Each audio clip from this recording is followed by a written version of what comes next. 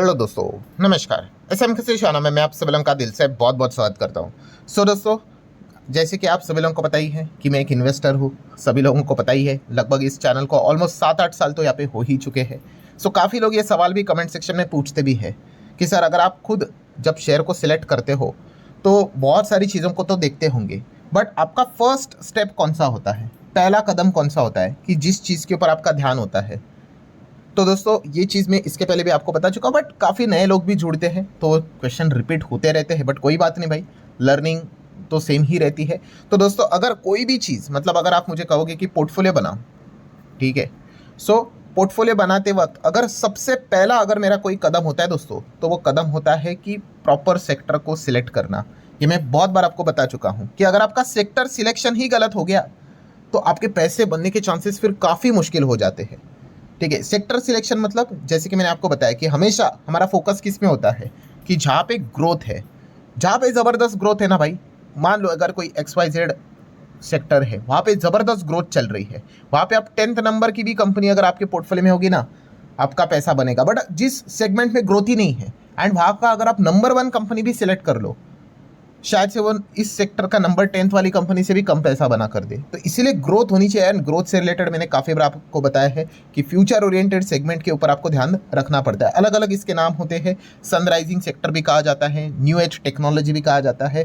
ठीक है, मतलब ऐसे सेक्टर भाई जो कि आने वाले फ्यूचर में, मतलब अगर आप इर्द गिर्द अगर आप ऑब्जर्व करोगे, आजू बाजू में चीज़ों को देखोगे, अभी नज़र नहीं आ रहे बट भविष्य में आपको नज़र आएंगे, या फिर अभी नज़र आएंगे बहुत ही मिनिमम मात्रा में, भविष्य में अगर आप देखोगे तो भाई चीज़ें मतलब लिटरली नॉर्मलाइज हो जाएगी। यहाँ पे अगर आप चीज़ों को दाव लगाते हो, उससे रिलेटेड कंपनीज को अगर आप स्टडी करते हो, तो फिर कुछ बात बन सकती है। फिर उसके बाद शेयर बाजार है भाई, उसमें लक का भी पार्ट होता है, कभी कभी अच्छे कंपनीज में भी कोई स्कैम भी हो जाता है, वो तो डिफरेंट एंगल। बट येस, आपका पहला कदम तो भाई यही होना चाहिए। इस वीडियो में भी हम यहाँ पे क्या करेंगे, कुछ ऐसे फ्यूचर ओरिएंटेड सेगमेंट की यहाँ पे बात करेंगे। मतलब ये लिटरली ऐसी आप कह सकते 10 जगह है, इनसे रिलेटेड अगर आप कंपनीज को स्टडी करोगे तो आप सही डायरेक्शन में यहाँ पे निकल सकते हैं। एंड अगेन कह रहा हूँ दोस्तों, ये चीज़ें बदलती रहती है। शेयर बाजार में सबसे बड़ा अगर चीज़ कोई होता है ना दोस्तों, तो होता है बदलाव।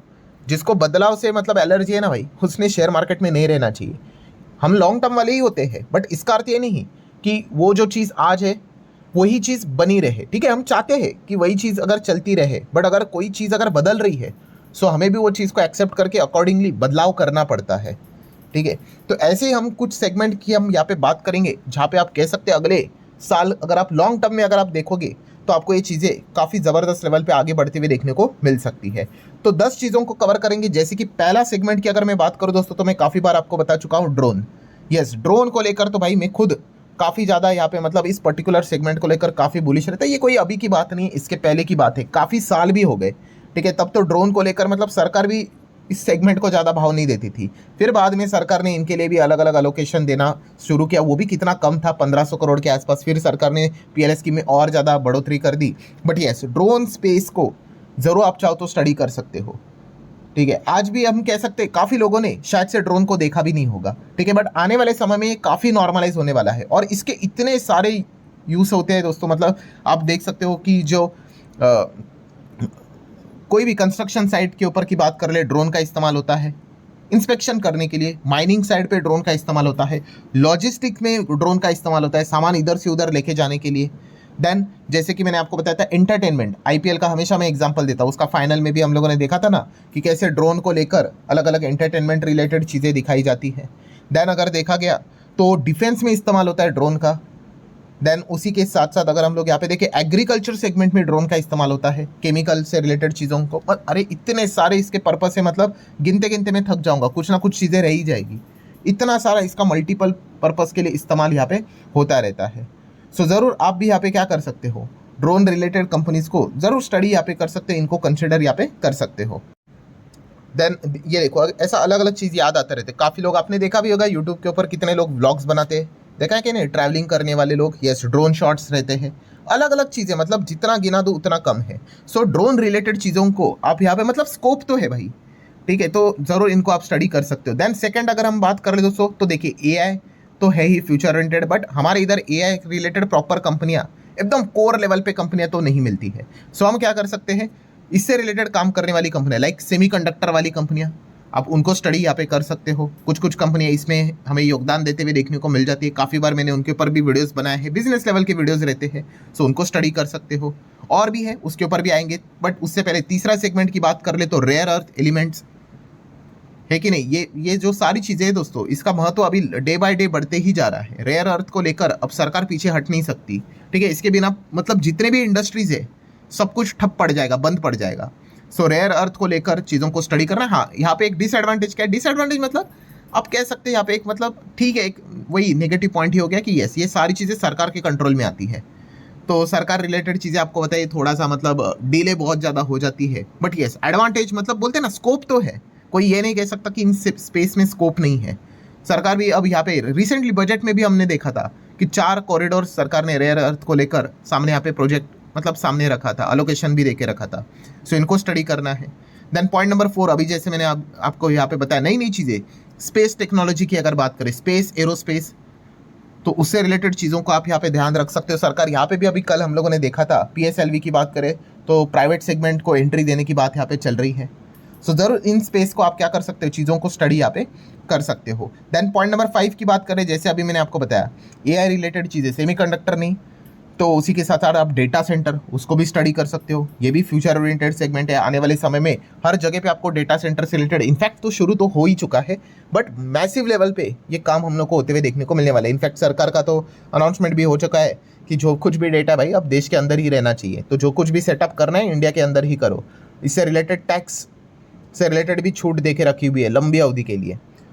सो ये ऐसे बिजनेस है भाई, इससे रिलेटेड चीज़ों को आपने यहाँ पे स्टडी करना है। यहाँ पे विटामिन जी है। पॉइंट नंबर 6 की अगर बात कर ले तो क्विक कॉमर्स, ठीक है। अब कुछ शहर में तो भाई ये बहुत ही कॉमन हो चुका होगा, काफ़ी लोग तो घर से नहीं निकलते होंगे, इतना ज़्यादा मतलब इन चीज़ों ने आदत लगवा दी है लोगों को। आपको पता है ना, यहाँ पे क्विक कॉमर्स एकदम 10 minute delivery.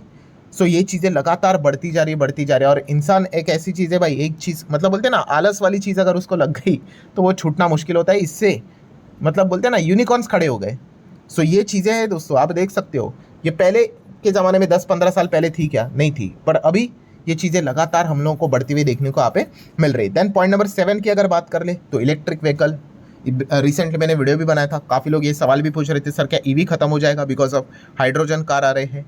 Then flex fuel वाली गाड़ी आ रही है, तो मैंने आप लोगों को उस वीडियो में भी बताया कि कैसे EV को यहाँ पे ख़त्म यहाँ पे नहीं किया जा सकता। हाइड्रोजन तो छोड़ ही दो भाई, ये तो मतलब घाटे का ही सौदा है, गाड़ी भी महंगी, उसके बाद का मेंटेनेंस कॉस्ट भी महंगा, सब कुछ ही महंगा, ठीक है। फ्लेक्स फ्यूल की बात कर ले तो ठीक है, वहाँ पे चीज़ें चल रही है, बट उतना मैसिव लेवल पे मतलब उसको ग्रो करने के लिए काफ़ी मतलब डिकेट्स लग जाएंगे।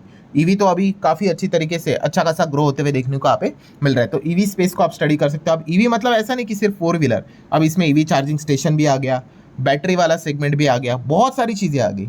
बट यस, इस स्पेस में क्या है, मतलब ग्रोथ के चांसेस तो यहाँ पे ज़रूर रहते हैं। देन पॉइंट नंबर 8 की अगर बात कर ले दोस्तों, तो डिफेंस स्पेस पहले भी था, अभी भी है, हमेशा रहेगा।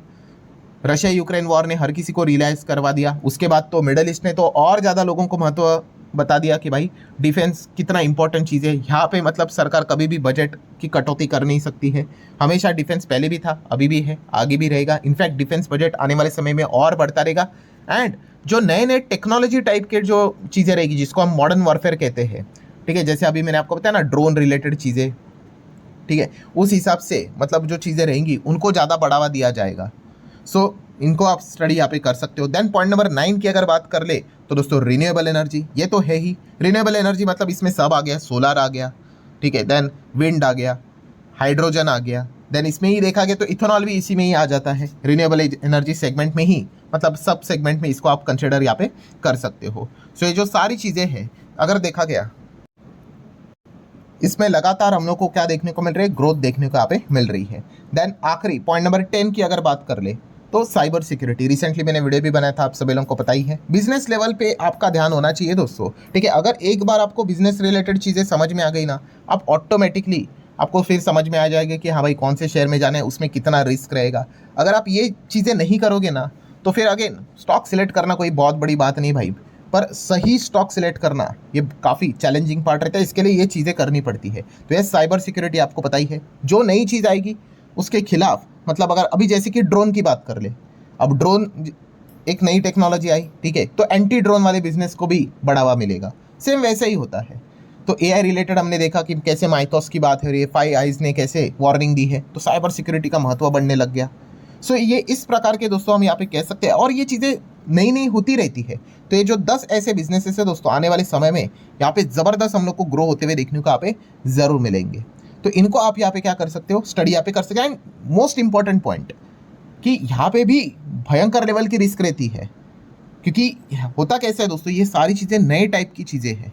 सो बहुत सारी चीज़ों को लेकर रूल्स रेगुलेशन नहीं होती है, कभी भी नए नियम कानून कायदे बन जाते हैं, तो बहुत अलर्टनेस भी इंपॉर्टेंट रहता है। इसलिए मैंने शुरुआत में कहा कि भाई बदलाव, कोई भी चीज़ यहाँ पे बदल जाती है, उस हिसाब से आपको भी बदलना पड़ता है, ठीक है। तो आपको चौकन्ना भी रहना है।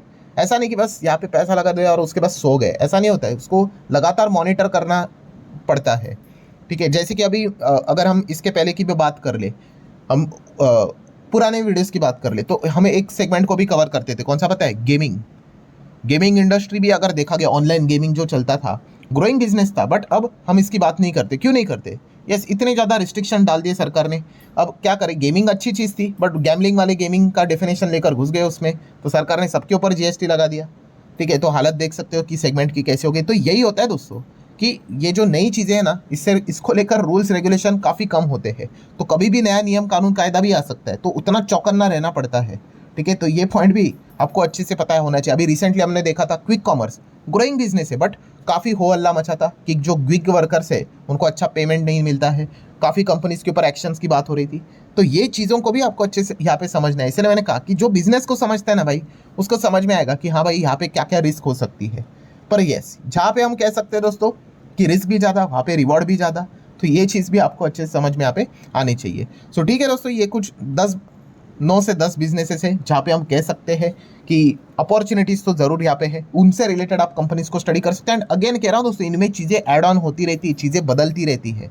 तो अगर कोई नई चीज़ें भी आएंगी, ठीक है, तो वो भी मैं आप लोगों को यहाँ पे बता दूंगा। इनफैक्ट अगर आपको चाहिए तो इसके ऊपर भी मैं वीडियो बना दूंगा। मतलब अब ये तो मैं अब हम लोग अभी की बात कर रहे हैं, इसके ऊपर भी मतलब अगर हम और 10-20 साल की भी आगे की बात कर ले, तो उससे रिलेटेड भी फ्यूचर ओरिएंटेड बिजनेस वाली कंपनीज के ऊपर अगर आपको वीडियो चाहिए तो आप बता सकते हो, कमेंट सेक्शन जस्ट यस बोल देना, इसके ऊपर भी मैं वीडियो बना दूंगा, ठीक है। तो आप चाहो तो एडवांस लेवल पे और अर्ली स्टेज से उनको भी स्टडी यहाँ पे कर सकते हो। अभी तो देखा गया तो वो किधर भी नहीं है, ठीक है, बट यस भविष्य में वो आपको अगले 10-20 साल में आते हुए देखने को मिल सकती है। सो ठीक है दोस्तों, आशा करता हूँ वीडियो हेल्पफुल लगा होगा, कुछ नई चीज़ें सीखने को मिली होगी। चाहो तो लाइक एंड शेयर कर सकते हैं। मिलते हैं अगले वीडियो में, तब तक के लिए बाय बाय।